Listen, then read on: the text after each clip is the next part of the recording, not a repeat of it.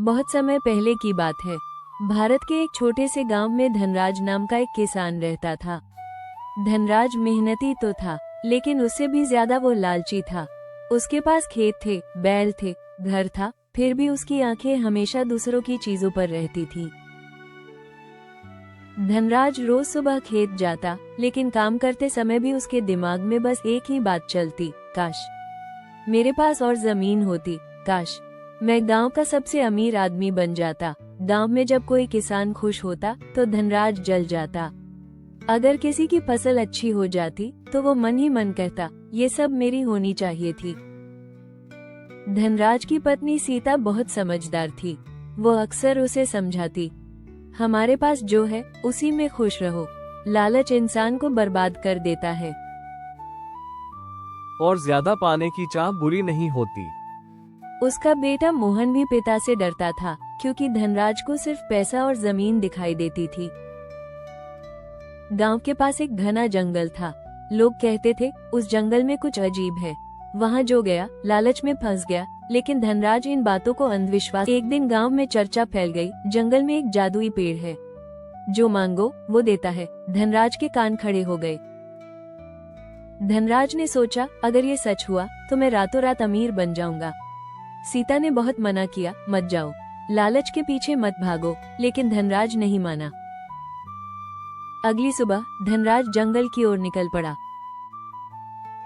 जंगल के बीचों बीच एक विशाल चमकता हुआ पेड़ खड़ा था।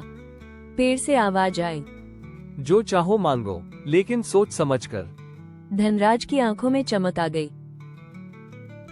धनराज की पहली इच्छा, धनराज बोला, मुझे सोने के सिक्के चाहिए। अचानक जमीन सोने से भर गई। धनराज खुशी से उछल पड़ा। धनराज की दूसरी इच्छा, लेकिन लालच यही नहीं रुका। उसने कहा, मुझे और सोना चाहिए। पेड़ ने चेतावनी दी, बस करो, लालच तुम्हें ले डूबेगा। लेकिन धनराज हंसा, अब तो मैं और मांगूंगा। आखिरी चेतावनी, पेड़ बोला, जो आखिरी मांगोगे वही तुम्हारी किस्मत बदल देगा। धनराज ने बिना सोचे कहा, मुझे और ज्यादा पाने अवकत चाहिए, मुझे और जाड़ा पाने के ताकत चाहिए। जादुई पेड़ की बात पूरी होते ही धनराज के शरीर में एक अजीब सी बेचैनी फैल गई। उसका मन अशांत हो गया। वो जितना पा चुका था, उसे देखकर भी उसे सुकून नहीं मिल रहा था। सोने के ढेर, हवेली, सब कुछ सामने था, फिर भी मन कह रहा था, ये कम है और चाहिए। धनराज तेजी से गांव की ओर भागा। रास्ते में उसे ऐसा लग रहा था जैसे हर चीज छोटी पड़ रही हो। खेत दिखे तो बोला, ये खेत और बड़े होने चाहिए। जब धनराज घर पहुंचा तो उसका सोना देखकर पूरा गांव इकट्ठा हो गया। लोग हैरान थे। कुछ बोले, इतनी दौलत कहां से आई? कुछ फुसफुसाए, जरूर कोई गलत काम किया है। लेकिन धनराज किसी की बातने को तैयार नहीं था। धनराज एक हवेली खरीद लेता है। सीता हवेली में खड़ी थी, लेकिन उसकी आंखों में खुशी नहीं, डर था।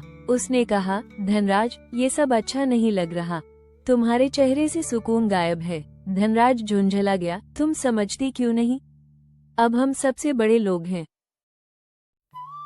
अगले कुछ दिनों में धनराज का लालच और बढ़ गया।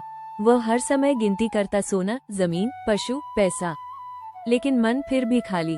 रात को नींद नहीं आती, उसे सपने आते कोई उससे सब कुछ छीन रहा है। अब धनराज गांव वालों से झगड़ने लगा।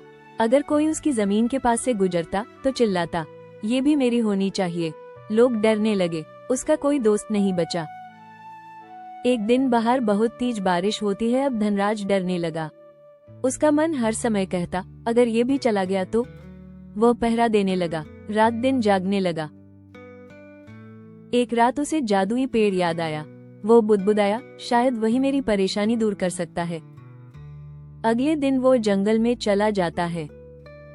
पेड़ के पास पहुंचकर धनराज कहता है, मुझे शांति चाहिए, मुझे कोई सोना नहीं चाहिए, मैं फेले जैसा था वो सो है बना दो। ये सुन पेड़ यूज फेले जैसा है बना लेता है।